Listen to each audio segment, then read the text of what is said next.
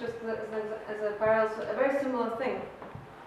There's a book by Vadim Alexander, the meanings, limits to interpretation, meanings on a Karenina, which basically is not computational in itself. It's a book based on close reading, but that's something that he did.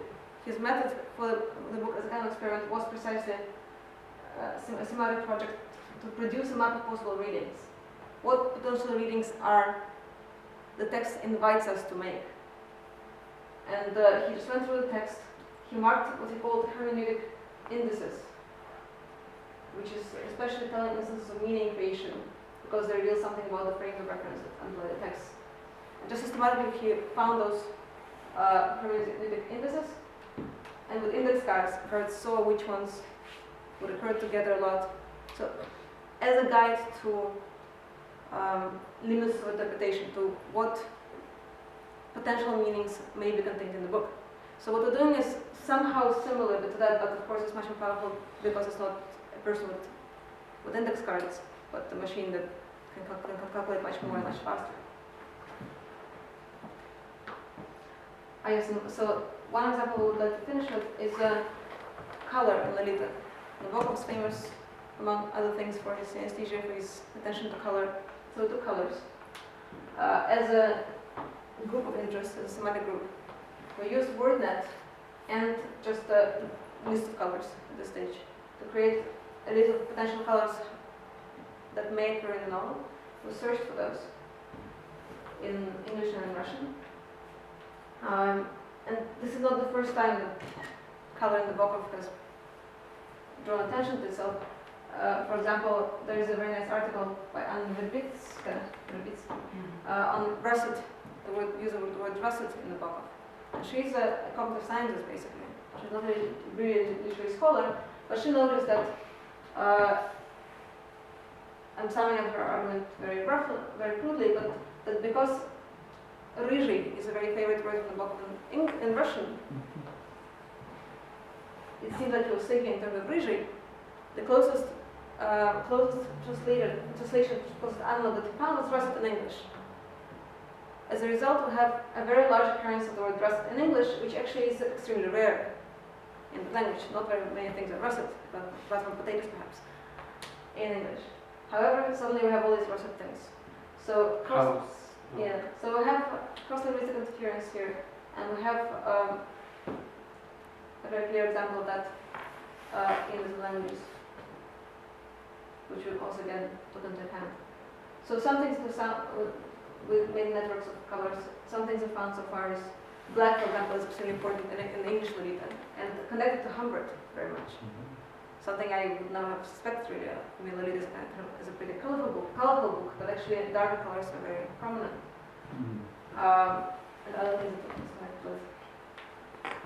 Some other colors of significant weighted degree that I found. Here's a list. Not the same ones, let's say orangery, there's no orange here in English. In Russian, a lot of things are orange. Rыжий again, so it's yours. So, something to work with, but... yes, but you can analyze also like we have this diagram. Okay. Maybe you can comment that. Yeah, okay, I mean... so this is an example of a network of colors.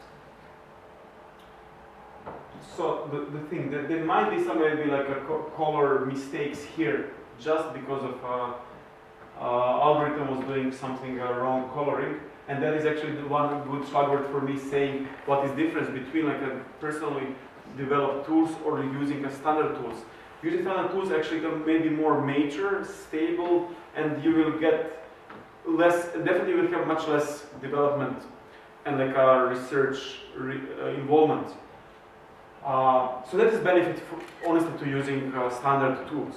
However, standard tools are shaping your capabilities and kind of guiding your creativity. So actually you ending up as a kind of interpreter of different tools, trying to juggle with them. And you don't have really unleashed creativity. With this one you have, but it's much more time. And how we do that? We basically, same as these talk or conferences, we kind of getting a spin into one direction. Let's create particular subtask, let's create a visualization of experiments, let's get some results, and then progressing in that way. So that was like a hint But blue node basically is a color or actually node of our interest, word of our interest. Red are their neighbors, and the rest is not relevant in this case. So then we can see here that we have like a very strong brown and we have very strong blue, which is in this case red, which is double mistake. First it is not blue, second thing it has to be blue because it is the big word, which is like a negation of negation. Maybe it's good actually again. However, anyway, so this is an example of bug, but anyway just a color. Visually it is correct. So we see blue thing very powerful and dominant here. We see brown very dominant here. In a Russian, we have two words for a blue called boy sini, correct? In Serbian we have only one actually that dominant, so that will be interesting, very interesting to compare. We should do for the next time. But actually, all together they're not that as dominant as blue is in English text. So suddenly here we can see, okay, wow, that is very interesting. And then let's try to see a bit closer, and there should be something. And then we can zoom in, and then we can see, okay, blue, in which words it's connected. Then we can get a deeper research. Okay, what are these correlations? We can get a sub-experiments, experiments to see more into details here, and then get hopefully some claims about it.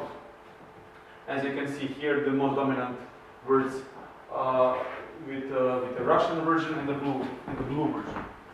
And this is just a slide before thank you. But before saying thank you,